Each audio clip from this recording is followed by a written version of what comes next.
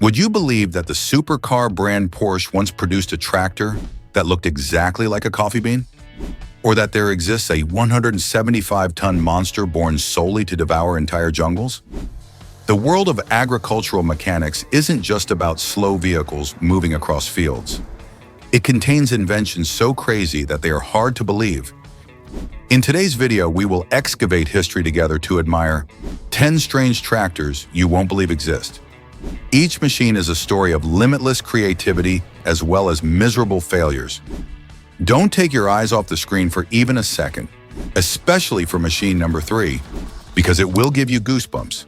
Hit that subscribe button right now and let's get started. Starting the list is a name that, when mentioned, makes people think of speed tracks rather than farmlands: Porsche. But this isn't the legendary 911. It's the Porsche P312, a tractor possessing the most bizarre appearance in the world.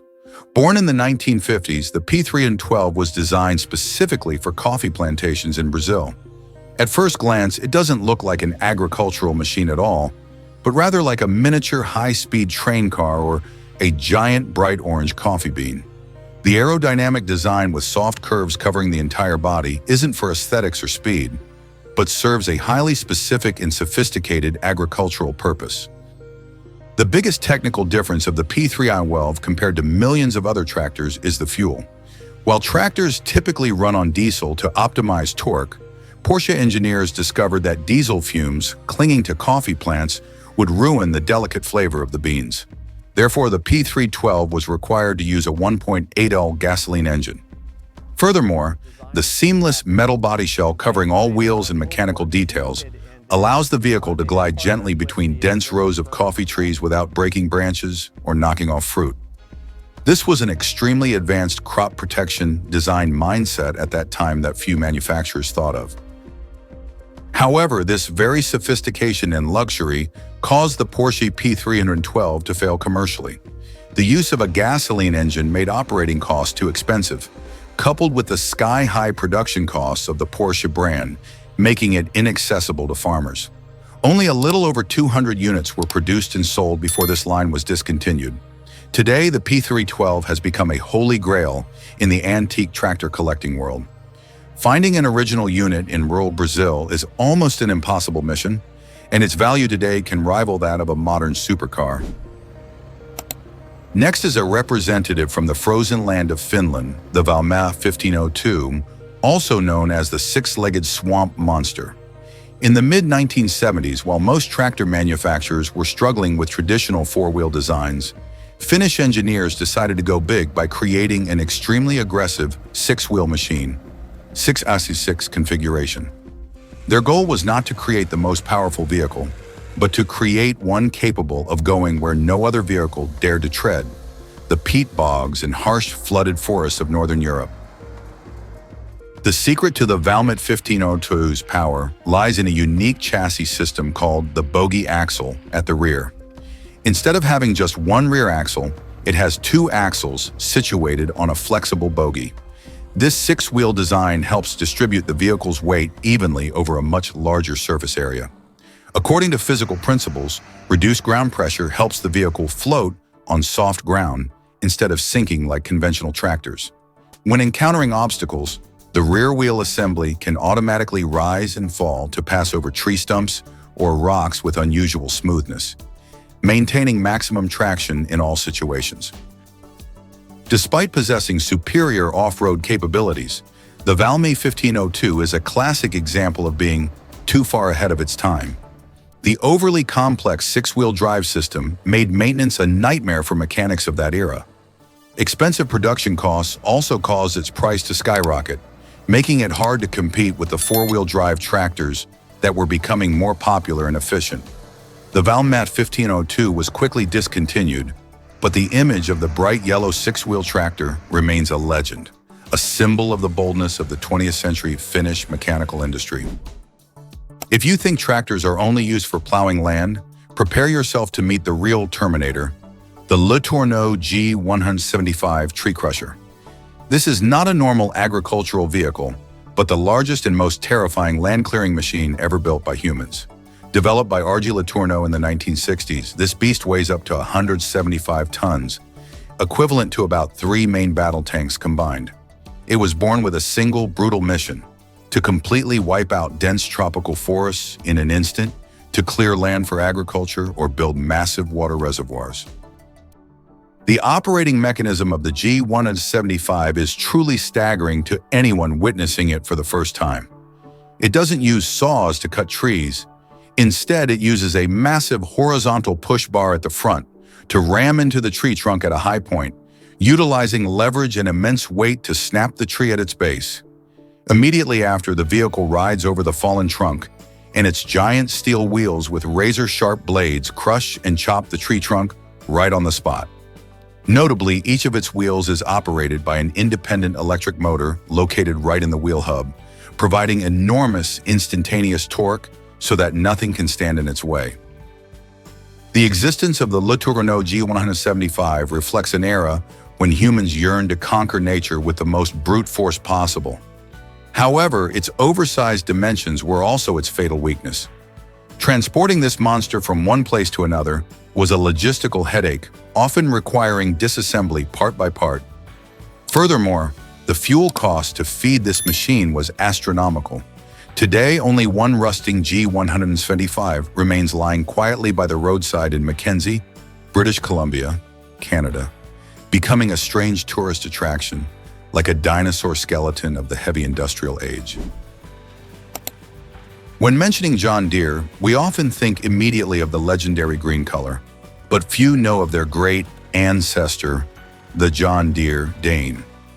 Born in 1918, this was the company's first effort to enter the booming tractor market. What makes the Don extremely special and included in this list is its incredibly unique 3-wheel, all-wheel drive design. At a time when most tractors were rear-wheel drive and very clumsy, Joseph Dane, the father of the vehicle, had a visionary perspective when equipping it with the ability to transmit power to all 3 wheels, giving it unprecedented traction. Technically, the John Deere Dane is a complex mechanical masterpiece. It didn't use a separate chassis like a truck. Instead, the transmission case and engine were cast as a single unit to serve as the main load-bearing frame, a design that wouldn't become standard for many decades. Its steering system was also very odd. When turning, not only did the front wheel turn, but the drivetrain mechanism also shifted to ensure traction wasn't interrupted. Its 4-cylinder engine ran much smoother and was more powerful than contemporary competitors, allowing it to plow the hardest soils without wheel slippage. However, sophistication comes at a cost. The complexity and advancement of the Dane came with a sky-high price tag. In 1919, a John Deere Dane cost about $1,200, while Henry Ford's competitor, the Fordson, sold for just $395 thanks to mass production lines. This massive price gap killed the Dane in its infancy. John Deere produced exactly 100 units before deciding to acquire the Waterloo Boy Company to produce cheaper tractor lines. Today, the Dane is considered the holy grail for John Deere collectors, with only a few units surviving worldwide, standing as proof of an ambitious but unfinished beginning. If Letourneau is the giant, then the Avery 5-10 is the oddest dwarf in tractor history.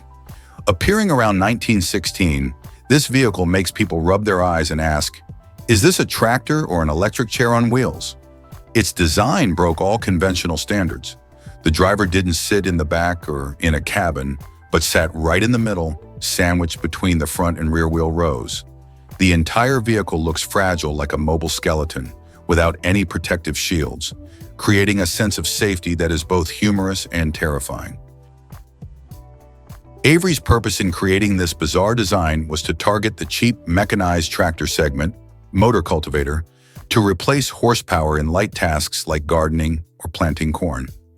The 4-cylinder engine was placed right in front of the driver's face, transmitting power directly to the wheels. Because the driver sat very low and close to the ground, they could clearly observe the crop rows to steer the vehicle with centimeter precision. However, this also meant they had to take the full brunt of dust, engine heat blowing into their face, and deafening noise right next to their ears without any protection. The Avery 5-10 was a brave effort to bring machinery to small farms, but its design revealed too many practical inadequacies. Sitting stuck between moving parts posed a very high risk of accidents if the driver carelessly got their clothes caught in the wheels. Furthermore, its 510 horsepower was too weak to do heavier work when needed. Although not a resounding success, the Avery 510 remains an interesting page of history, reminding us of the early days of the tractor industry, when engineers dared to test every crazy idea, no matter the outcome. The name says it all, Little Devil.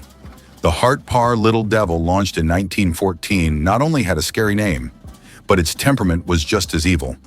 This was an effort by Hart-Parr to create a compact, cheap tractor to compete, but they accidentally created a technical disaster. Regarding appearance, it was a three-wheeled vehicle with one steering wheel in the front and two drive wheels with large iron spikes in the back for grip. Looking quite aggressive and powerful, like a giant iron beetle ready to plow the earth. The biggest problem of the Little Devil lay in its heart, a two-stroke, two-cylinder horizontal engine with no valves, valveless. In theory, this design helps reduce moving parts for easier repair, but in reality, it operated extremely unstably. This engine was famous for creating loud explosions like cannon fire and spewing out columns of pitch-black smoke, truly befitting the appearance of a devil. Worse yet, its fuel injection system was very poor, often spraying excess fuel out, causing fire risks, and the spark plugs constantly got fouled, making starting this vehicle a torture for farmers. The failure of the Little Devil was so tragic that it almost collapsed the reputation of Hart-Parr. The company, considered the father of the tractor industry, they were the first to use the word tractor. Realizing their product was too terrible, the company leadership made an unprecedented decision. Recall all vehicles sold to the market, exchange them for a better new line for customers, and melt down all the defective Little Devil units for scrap metal to wipe this stain off the face of the earth. Because of this purge, today almost no Little Devils exist, turning it into a ghostly legend that lives on only through stories. Coming from Italy, the cradle of art and supercars, the Pavesi P4 bears the appearance of a true warrior. Designed by talented engineer Ugo Pavesi in 1918, this was the first tractor in the world to apply a double articulated chassis design and four-wheel drive with large wheels. While the whole world was using rigid iron wheels, the Pavesi P4 pioneered the use of rubber tires and a body design that could twist like a reptile. Initially, it was created to serve the Italian army in pulling heavy artillery through the treacherous alpine mountain roads during World War I. What makes the Pavesi P4 a technical genius is its absolute traction capability. Thanks to the flexible joint in the middle of the body, the front and rear axles can tilt independently of each other. This means that when going through a deep hole or over a large rock, the body will twist to ensure all four wheels always touch the ground at the same time, creating maximum traction without tipping over. This is the precursor technology for modern off-road trucks and forestry tractors today. Additionally, the wheel rims were equipped with metal claws that could fold in and out to increase grip when entering mud. Let's go back further in time, to the era when the internal combustion engine did not yet rule the world. At this time, steam was king, and the Garrett steam tractor was the embodiment of that power. Essentially, this is a locomotive without rails, with a giant horizontal boiler, a towering chimney billowing white smoke, and a flywheel as big as an adult. This machine looks like it stepped out of classic cartoons. Manufactured in England, it represents the pinnacle of steam engine technology applied in agriculture and heavy transport in the early 20th century. Operating a Garrett steam tractor is not as simple as turning a key and starting the engine. It requires a whole crew working hard, a driver and a person continuously shoveling coal into the firebox to maintain boiler pressure. You have to spend hours in the morning boiling water before the vehicle can roll. However, in return for that inconvenience is terrifying power. The steam engine generates maximum torque right from 0 RPM, allowing it to pull massive loads of up to tens of tons or plow through clay soil as hard as rock without any trouble. Despite being powerful, the era of steam tractors like the Garrett quickly faded when compact and more convenient gasoline engines were born. The bulkiness, risk of boiler explosion, and excessive consumption of water and coal made them obsolete. However, the Garrett steam tractor still holds a solemn place in history. Today, at machinery festivals in England, people still often restart these old-timers. Its echoing steam whistle and characteristic chugging rhythm always evoke a glorious, romantic, and dusty industrial era. If you are a gentleman who wants to plow fields but still wants to maintain a polished demeanor, then the Graham Bradley was born for you. Launched in the late 1930s, this tractor is a strange hybrid between the car manufacturer Graham Page and the Sears department store chain. Its most special feature lies in its appearance. It was designed in the streamlined modern style popular at that time, looking more like a luxury car than a farming machine. With glossy plum red paint, a shiny chrome grille, and seamless body panels, it was dubbed the beauty queen of the tractor village. Not only good-looking, the Graham Bradley also possessed very car-like features. It was equipped with a 6-cylinder passenger car engine, making the machine run extremely smoothly and reach a road speed of up to 32 km/h, a staggering figure for tractors at that time, which typically only ran about 8 km/h. The seat was cushioned, the steering wheel was light, and the fully functional dashboard brought an unprecedented, comfortable driving experience. The manufacturer wanted to prove that farming didn't necessarily have to be miserable and dusty, but could also be stylish and fast. However, the fragile beauty of the Graham Bradley could not withstand the harshness of the fields. Although the car engine ran fast, it lacked torque at low RPMs, the most important thing for heavy plowing. The beautiful body panels made repair and maintenance extremely difficult because they hid all the mechanical parts. Farmers quickly realized this vehicle was more like a dandy than a workhorse. Although it failed in sales and disappeared early, the Graham Bradley remains an interesting symbol of the intersection between Art Deco art and agricultural engineering, an effort to beautify the fields. Closing today's list is the Oliver 88 Orchard version, a tractor with an appearance that reminds people of submarines or retro spaceships. Unlike ordinary tractors with bumpy details, the entire body, wheels, and engine of the Oliver 88 Orchard are covered by smooth, seamless, curved steel sheets from head to tail. It looks like a giant iron beetle with tight armor, without any sharp edges, exhaust pipes, or headlights protruding out. This strange, fortified design is not for bulletproofing, but to serve a specific working environment: dense orchards. When moving under low canopies, ordinary tractors easily break branches, knock off fruit, or get tangled in branches, causing danger to the driver. The smooth shell of the Oliver 88 helps it slither through the foliage gently. Branches will slide over the body without being damaged. The windshield is designed with a slope.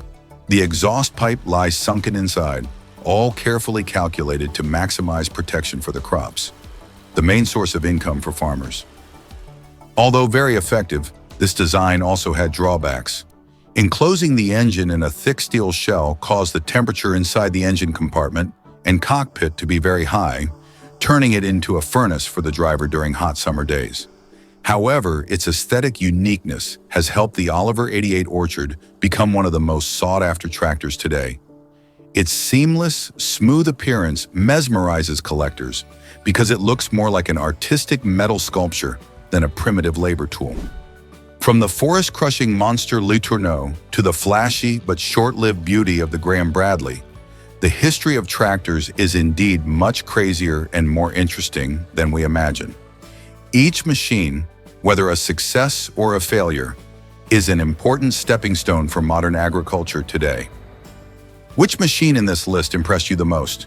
Leave a comment with its name right below so we can discuss it together. Don't forget to give the video a like for encouragement, and most importantly, hit subscribe and turn on the notification bell immediately so you don't miss the next unique discovery videos. Thank you for watching, goodbye, and see you again.